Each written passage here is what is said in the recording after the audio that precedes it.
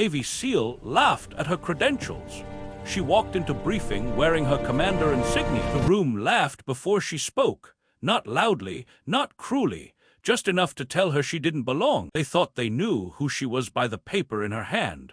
They had no idea who was about to take command. The briefing room smelled like burnt coffee and old tension. Fluorescent lights buzzed softly above long tables scratched by years of impatient fingers and heavy gear. Maps glowed on the screen at the front, red circles layered over sand-colored terrain. Another failed mission, another argument waiting to happen. Lieutenant Commander Evelyn Hart stood near the wall, holding a thin folder against her chest. Her posture was straight, calm, practiced. She had learned long ago that stillness made people uncomfortable. It made them underestimate you. Around the table, Navy SEALs spoke over one another, voices sharp, hands cutting the air. Someone slammed a fist down. Someone else swore under his breath. They were angry not at the enemy, but at the unknown, at the fact that things hadn't gone their way. Evelyn waited for a gap. She always did. If I could just... A chair scraped loudly as a tall operator leaned back, smirking. "Hold on," he said, glancing at her folder. "Are those credentials?" A few heads turned. Someone chuckled. Not mean, just dismissive. Another voice followed. "Intel analysts always think they see ghosts in the data." More laughter, softer this time. Familiar, comfortable. Evelyn felt the heat rise in her neck, but kept her face neutral. Her fingers tightened around the folder. Inside were satellite overlays, movement patterns, timing discrepancies, details no one else in the room had noticed yet. She tried again. The extraction failed because the heat signatures were misread. "The pattern shows—" "Ma'am," the tall operator interrupted, not even looking at her now. "We've been doing this a long time." Someone added quietly, "with respect." That phrase always came right before disrespect. Evelyn closed her mouth, not because she had nothing to say, because she knew when words would be wasted. She watched them argue, watched assumptions bounce between walls, watched pride protect mistakes like armor. This wasn't new to her. Different uniforms, same silence. In the corner of the room, a digital clock ticked forward. Every second felt heavy. Somewhere far away, a hostage was still waiting. Somewhere closer, a room full of elite operators had already decided who mattered. And Evelyn Hart, standing there in plain fatigues with no visible rank on her collar, had just been laughed at for holding the truth. To them, Evelyn Hart looked ordinary, mid-30s, no sharp edges, no loud confidence. Her hair was pulled back tight, practical. Her boots were clean, not flashy. She didn't wear her experience on her face the way they did, the scars, the posture, the way combat settled into a person's eyes. She didn't talk like them either. No war stories, no gallows humor, no chest-out bravado. When she spoke, it was careful, measured, as if every word had weight. And in a room where volume often passed for authority, that made her invisible. "She from command," one operator whispered to another as Evelyn took a seat near the wall. "Probably," came the reply. "Another observer." "Babysitter," someone muttered. Evelyn pretended not to hear. She had become very good at that, not because it didn't hurt, but because reacting never helped. She focused instead on the screen, memorizing routes, elevations, blind spots. Her mind worked quietly while theirs clashed loudly. She noticed what they missed: a delay in response times, a repeated habit of overconfidence, a team that trusted its reputation more than its preparation. But what stood out most wasn't tactical, it was emotional. They were tired, frustrated, carrying the weight of recent failures without admitting it. And when people feel that way, they protect their pride like a wound. Evelyn understood that kind of weight. She had carried it through hospital hallways that smelled like antiseptic and fear, through long nights staring at ceilings, wondering if the uniform she loved still had a place for her, through moments where silence felt louder than gunfire ever did. The men in this room didn't see that. They saw a woman holding a folder. They saw an outsider. They saw someone who hadn't earned it, at least not in the way they respected. What they didn't see was the way Evelyn's eyes tracked everything. The way her breathing stayed slow even when the room turned sharp. The way she never once checked the clock, because patience had been trained into her long before this moment. They thought they were deciding her worth. In reality, she was already measuring theirs. Evelyn Hart didn't start her career in rooms like this. She started it under open sky. Her first love was flight, the the kind that pressed your body into the seat and made the world feel both vast and small at the same time. She had grown up near a quiet airfield, watching planes rise and vanish, believing they carried answers she hadn't learned how to ask yet. At the Naval Academy, she learned discipline before she learned confidence. She wasn't the loudest, she wasn't the favorite, but she listened. She studied patterns, she stayed late while others slept. She graduated near the top of her class without anyone quite remembering how she got there. Flight school came next, then deployment. Combat doesn't arrive with drama, it arrives with checklists, with radio calls clipped short, with moments where training takes over and fear has to wait its turn. Evelyn flew missions where the ground was too close and the margin for error was thinner than breath. She learned what it meant to stay steady when lives depended on calm hands.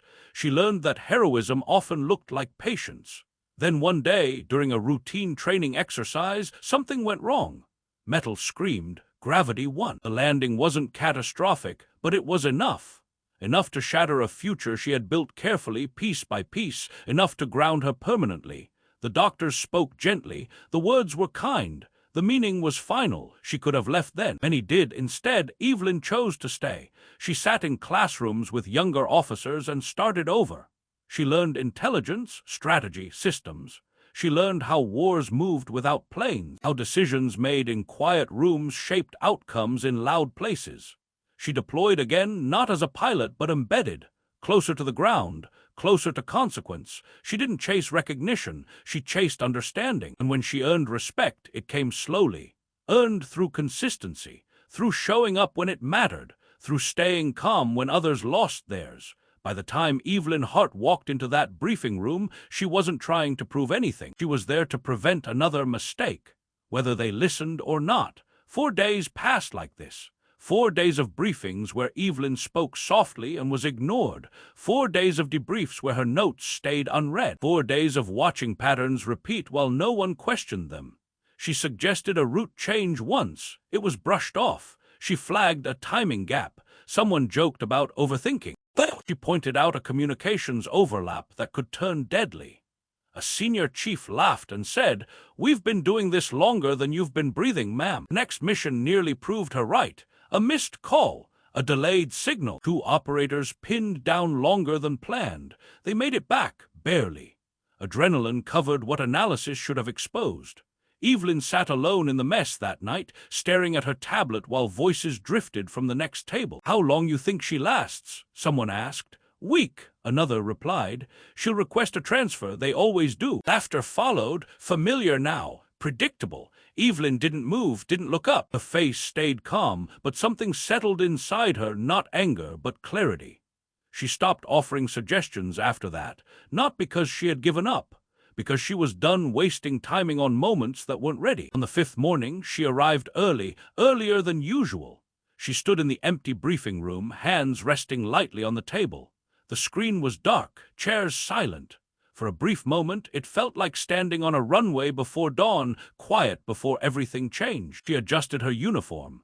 For the first time since arriving, she reached into her pocket and took out the insignia she had not worn all week. She pinned it on slowly, carefully. "Commander." Then she waited. The room filled fast. Boots, coffee, noise, familiar energy. No one noticed Evelyn at first. She stood near the back, exactly where they expected her to be. Then the door opened again. The group commander entered. Conversations stopped mid-sentence. Chairs moved. The room snapped to attention.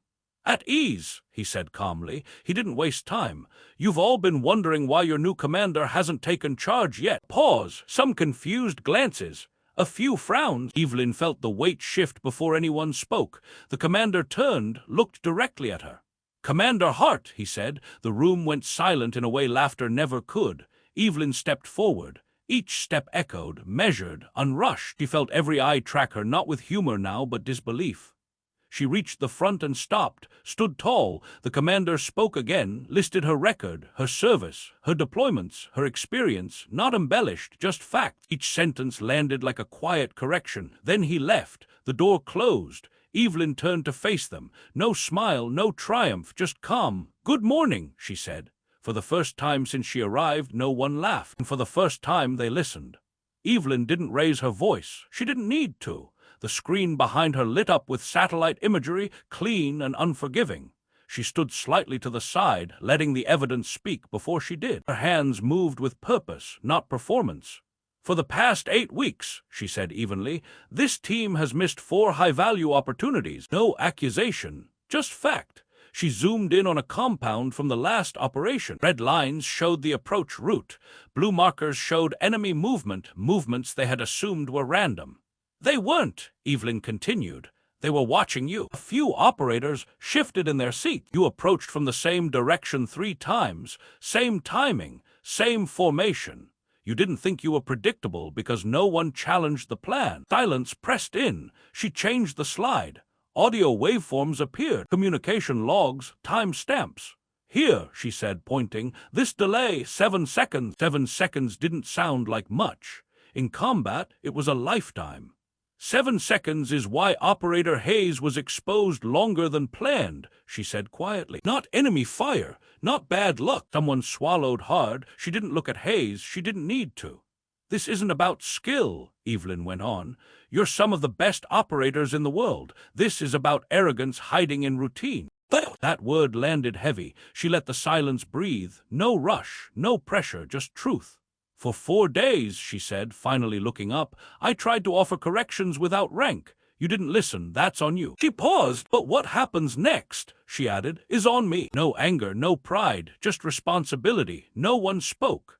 The room felt smaller now, the air thicker. These were men trained to face gunfire without flinching, yet words had them frozen. Then Chief Daniel Reyes stood up.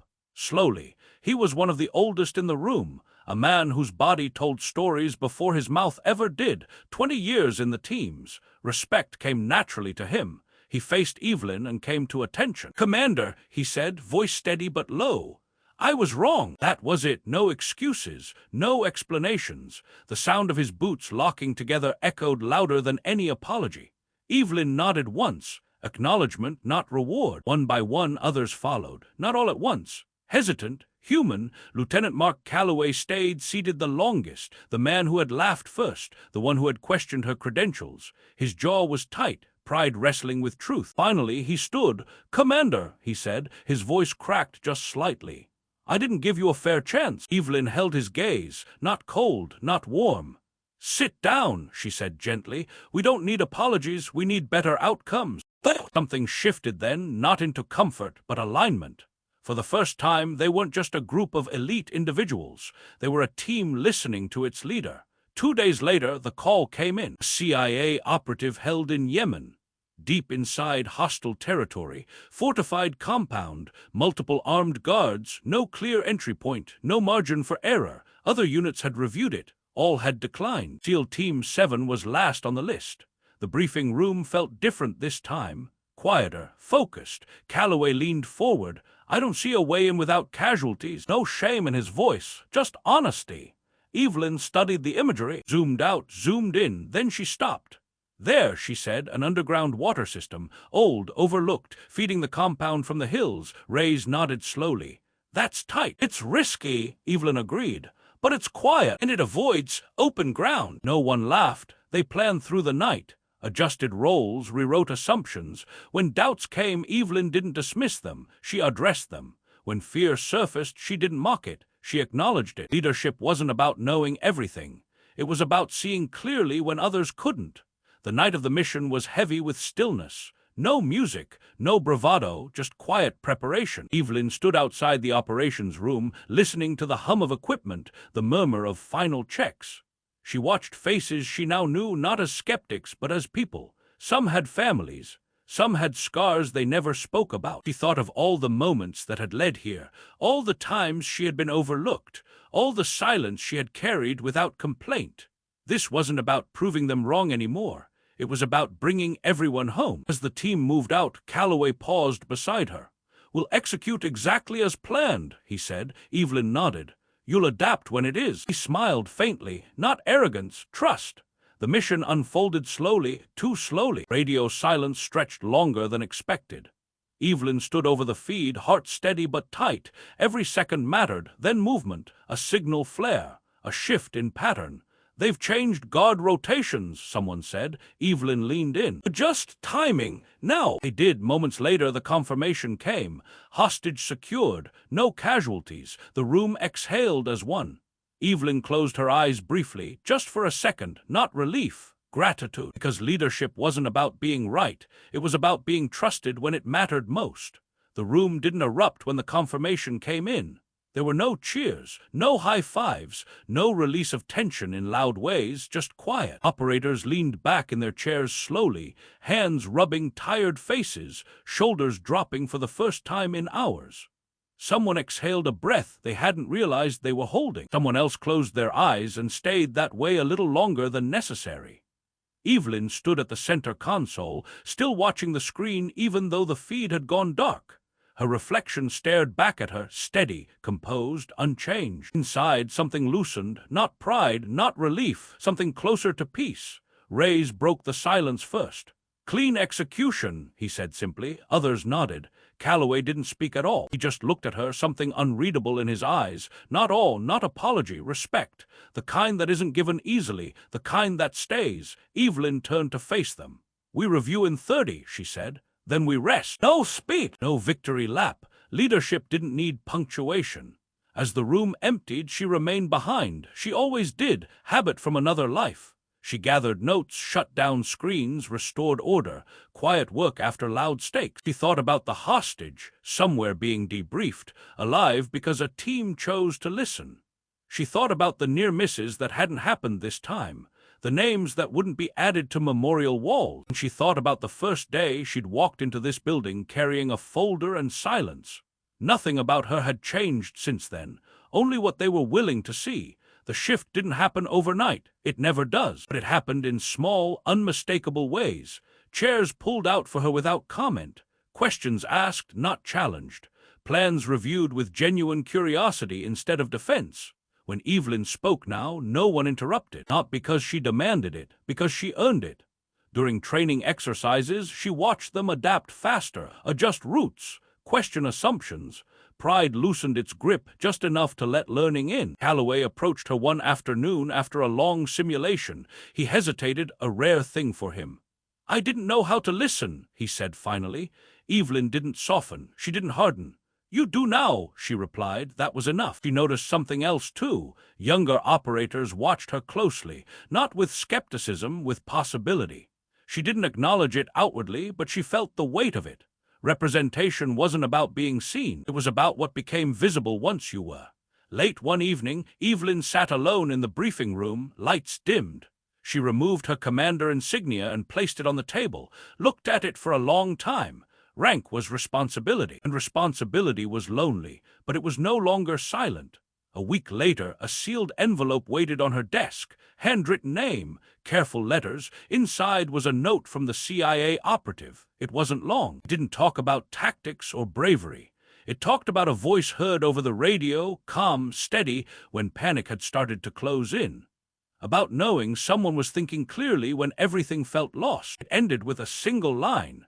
"Please thank the woman who saw what others missed." Evelyn folded the letter slowly. She didn't share it.